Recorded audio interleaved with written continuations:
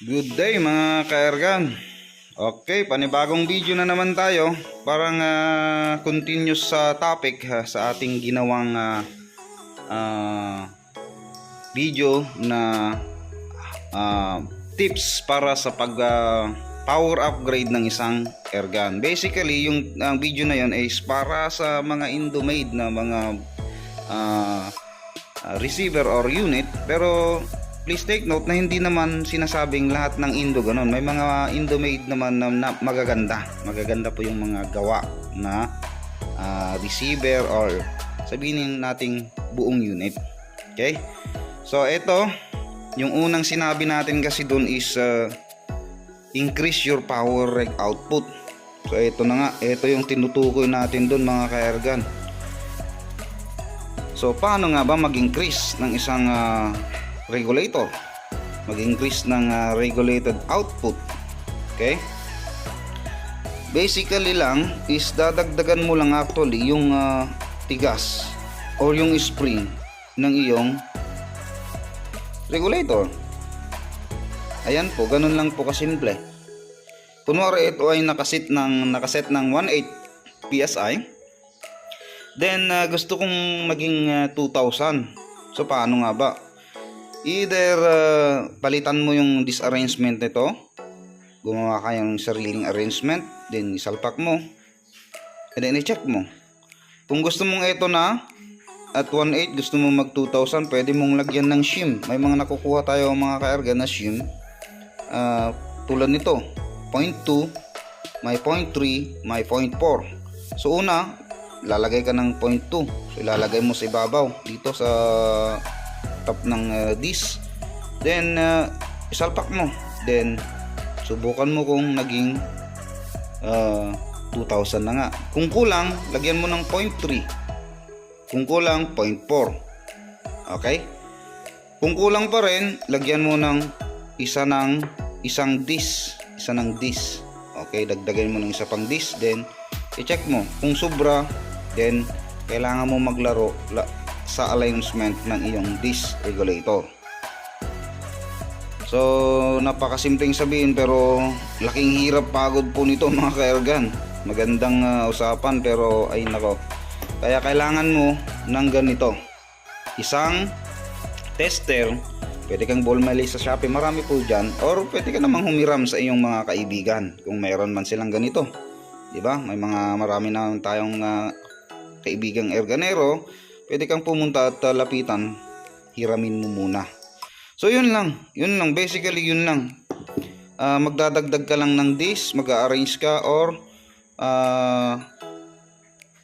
palitan mo ng ibang disc na kung gusto mo, tulad ng nakalagay dito sa regulator na to, stainless lang na 0.6 yung kapal. Pwede kang gumamit ng Taiwan disc na 0.9 yung kapal, pwede rin ganyan. Or pwede kang gumamit din ng German disc na 0.9, mas maganda, depende sa prepare mo.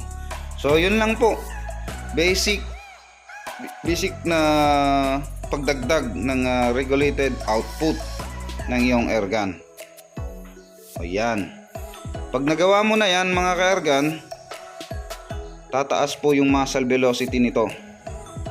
And please take note po na magkaiba yung airgun power upgrade sa airgun tuning. May mga nagsasabi na i-increase mo lang yung hammer spring mo, then tataas na yung muzzle velocity mo. Tama naman po mga ka-airgun, tama. Pero please take note na ang hammer spring at valve spring natin, hindi po sila responsible sa pagpapataas or pagpapapower, pag-increase ng power ng ating unit. Ito po ang in charge. Siya po ang responsable kung gusto mong pataasin or palakasin yung iyong unit. Lalo na kung ang iyong unit ay may problem or hindi maganda ang design sa internals nito. Okay, explain natin ng medyo mas mahaba about ito, hammer spring at hub. Tama naman, tamang-tama po. Kasi pag nag-increase ka ng regulated output, titigas po yung plenum mo. Kailangan mo ng mas malakas na hammer spring. Yun po yung pag-balance. Yun na po yung air gun tuning na sinasabi natin. Ang power, as discussed nung una, is increase your reg output. Isa yan para lumakas ang power ng iyong unit. Please note na ang regulator natin, siya po ang responsible kung gusto mong palakasin, depende sa anong grains ang gusto mo, 25 grains, siya po. Mas maganda na siya yung papalakasan mo kaysa yung hammer. Bakit? May tanong tayo. Balik na naman tayo sa sinasabi kong magkaiba ang airgun power upgrades at airgun tuning po. Kasi kahit na pinalakasan mo tong hammer spring mo, minintain mo pa rin na 1.6 yung regulated output mo. Pinalakasan mo, lumakas nga yung muzzle velocity mo, pero nasaan yung accuracy at consistency ng patama mo. Not unlike kung ito, kunwari 25 grains, linagyan mo to ng 2,000 reg output o 2,200 reg output or 2,400 reg output, then ang gagawin na lang ni hammer at ni valve spring is babalansehin niya yung pressure ng tank, ay yung pressure ng regulated mo dito sa plenum. Babalansin niya ngayon yung paglabas ng hangin, pagbuka ng valvula. Okay?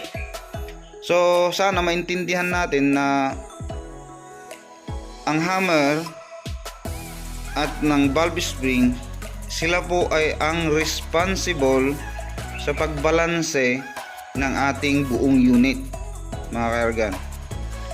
At si regulator naman, siya ang responsible para sa ating power upgrade.